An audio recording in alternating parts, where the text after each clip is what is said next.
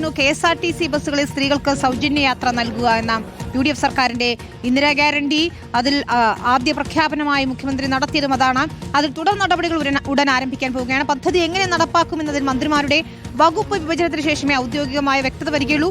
പുതിയ ഗതാഗത മന്ത്രി ചുമതലയേറ്റ ശേഷം ധനവകുപ്പുമായി ആലോചിച്ചായിരിക്കും ഫണ്ടിംഗ് പാക്കേജ് തയ്യാറാക്കുക. സൗജന്യ യാത്ര പ്രഖ്യാപിച്ചതിന്റെ സന്തോഷത്തിലാണ് വനിതാ യാത്രക്കാരുള്ളത്. സുനിഷ അയ്യല്ലൂരും MG പ്രതീഷുമാണ് ചേരുന്നത്. ആദ്യം സുനിഷയിലേക്ക് പോയാൽ സുനിഷ, വലിയൊരു ബാധ്യത വരും KSRTCക്ക് എന്നതാണ് വരുന്ന വിമർശനങ്ങൾ. മാത്രമല്ല സ്വകാര്യ ബസ് ഉടമകൾ ഉൾപ്പെടെ ആശങ്ക അറിയിച്ചിട്ടുണ്ട്. മുഖ്യമന്ത്രിയെ നേരിൽ കാണും എന്നാണ് അറിയുന്നത്. നാളെ ഇപ്പോൾ ഉദ്യോഗസ്ഥരുടെ യോഗവും ചേരുന്നുണ്ട് എന്നാണ് ഞാൻ മനസ്സിലാക്കുന്നത്. എന്താണ് പ്ലാൻ?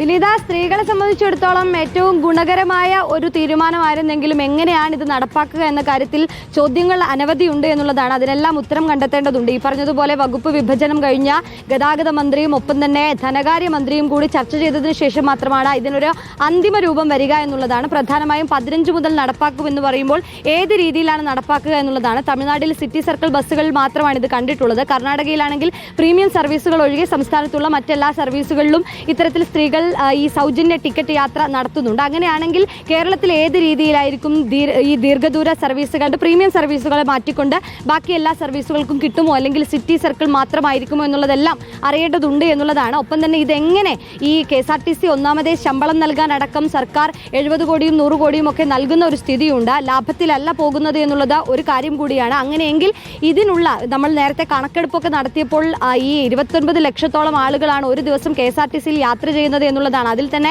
20 ലക്ഷത്തോളവും സ്ത്രീകളാണ് യാത്ര ചെയ്യുന്നത് എന്നുള്ളതാണ്. അങ്ങനെ വരുമ്പോൾ സ്ത്രീകൾ യാത്ര ചെയ്യുമ്പോൾ എന്താകും കാര്യങ്ങൾ എന്ന് പറയുന്നത്. MG പ്രതീഷ് കൂടിയുണ്ട്. പ്രതീഷ്, കണക്കെടുക്കാൻ പോകുകയാണ് KSRTC. ഒരു പ്രാഥമിക കണക്ക് കയ്യിലുണ്ട്. പക്ഷെ അതുമാത്രം പോരാ, ബാധ്യത എത്രയുണ്ടാകും എന്നറിയണം. ഒപ്പം എത്ര തുക വകയിരുത്തേണ്ടി വരും, അതൊക്കെ തന്നെയും ആലോചിച്ച് തീരുമാനിച്ച ശേഷമേ ഒരു പാക്കേജ് ഉണ്ടാക്കാൻ കഴിയുകയുള്ളൂ. മുഖ്യമന്ത്രിയുടെ കയ്യിൽ തന്നെയാണ് ധനവകുപ്പ്. അതുകൊണ്ട് ഒരു പ്രസ്റ്റീജ് പ്രൊജക്റ്റ് ആയതുകൊണ്ട് അതിൽ തന്നെയായിരിക്കും ആദ്യ പരിഗണന, അല്ലേ പ്രതീഷ്?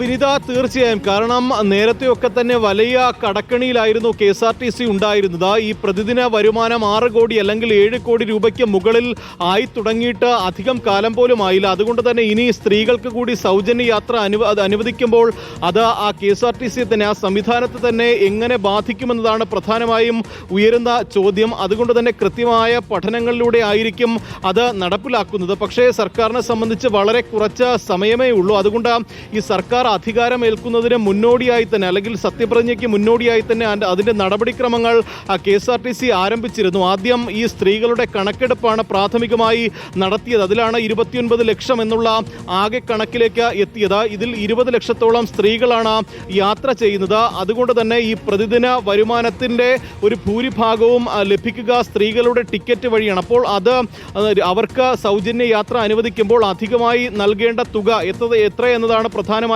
കണ്ടെത്തിയിട്ടുള്ളത്. ഏകദേശം 70 കോടിയിലധികം, അല്ലെങ്കിൽ 70 മുതൽ 90 കോടിയിലധികം രൂപയാണ് ഇതുമായി ബന്ധപ്പെട്ട കണ്ടെത്തേണ്ടത്. അത് ഏത് രീതിയിൽ സമാഹരിക്കും എന്നതാണ് പ്രധാനമായും ഇപ്പോൾ സർക്കാർ ആലോചിക്കുന്നത്. CP ജോണാണ് ഗതാഗത മന്ത്രി എന്ന കാര്യത്തിൽ തീരുമാനമായിട്ടുണ്ട്. ധനവകുപ്പ് മുഖ്യമന്ത്രി VD സതീശന് തന്നെയാണ്. അതുകൊണ്ട് തന്നെ ഈ 2 വകുപ്പുകളും കൂടിയാലോചിച്ച് ഈ വരും ദിവസങ്ങളിൽ ഇതുമായി ബന്ധപ്പെട്ടുള്ള തുടർ നടപടികളിലേക്ക് പോകും. നിലവിൽ കണക്കുകൾ ഉൾപ്പെടെ പരിശോധിച്ചുകൊണ്ടാണ് ഇത്തരത്തിൽ ഒരു തീരുമാനമെടുക്കുന്നത്. ഈ അധിക ധനസഹായം എവിടെ നിന്ന് കണ്ടെത്തും, ബഡ്ജറ്റിൽ വകയിരുത്തുമോ എന്നതടക്കമുള്ള കാര്യങ്ങൾ പരിശോധിക്കണം. കാരണം നിലവിൽ സാമ്പത്തിക ബാധ്യത നിലനിൽക്കുന്ന ഘട്ടത്തിൽ, അല്ലെങ്കിൽ സാമ്പത്തിക പരാധീനതകൾ ഉള്ള ഘട്ടത്തിൽ പോലും സർക്കാർ ഫണ്ടിൽ നിന്നാണ് KSRTCക്ക് ധനസഹായം നൽകുന്നത്. പക്ഷേ ഇനി അധിക ധനസഹായം നൽകുമ്പോൾ അത് സർക്കാരിനെയും മറ്റു വകുപ്പുകളുടെ പ്രവർത്തനത്തെയും ബാധിക്കുമോ എന്നതുൾപ്പെടെയുള്ള ആശങ്കകൾ മുന്നിലുണ്ട്. പക്ഷേ സർക്കാരിന്റെ ഒരു തെരഞ്ഞെടുപ്പ് UDFന്റെ തെരഞ്ഞെടുപ്പ് വാഗ്ദാനമായിരുന്നു. അത് അത്രയും വലിയൊരു വാഗ്ദാനം നൽകി ആദ്യ പ്രഖ്യാപനമായി അത് വരികയും ചെയ്തു. പക്ഷേ ഈ കണക്കുകളൊക്കെ ടാലി ആകുമോ,